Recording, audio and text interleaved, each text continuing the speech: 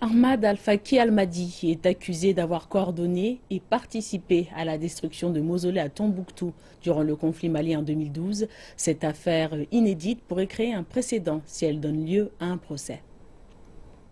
Ahmad Al-Faki Al-Mahdi est le premier djihadiste poursuivi par la Cour pénale internationale pour destruction d'édifices religieux et monuments historiques. Selon l'accusation, il est suspecté d'être un membre d'Ansar Dine, un groupe islamiste militant qui a pris le contrôle du nord du Mali en avril 2012. Ils ont établi une version stricte de la charia et détruit 9 mausolées à Tombouctou, qu'ils considéraient être un blasphème. Cela a porté un coup dévastateur aux personnes de la région. Ces mausolées étaient comme la mémoire de la communauté musulmane à Tombouctou.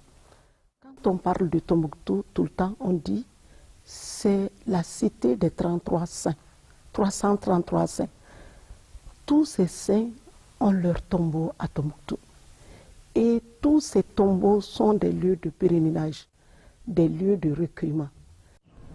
Les défenseurs des droits de l'homme qui se sont rendus au Mali au début du procès du djihadiste veulent que d'autres crimes soient ajoutés au chef d'accusation. Cela inclut plus d'une centaine de cas de viol et de mariage forcé. Selon les avocats, cette affaire créera un important précédent. Je pense que les accusations de destruction du patrimoine mondial sont importantes, mais il ne faut pas le faire au détriment d'accusations qui concernent directement la souffrance humaine, que cela soit le meurtre, le viol ou bien le recrutement et l'utilisation d'enfants dans les conflits. Il devrait porter plus d'attention à ces crimes.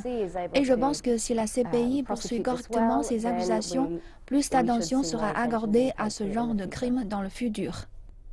Les partisans de la CPI espèrent aussi que cette affaire apaisera l'exaspération de certains pays africains que la CPI cible injustement, en montrant que la procédure peut être aussi utilisée pour protéger l'héritage culturel africain.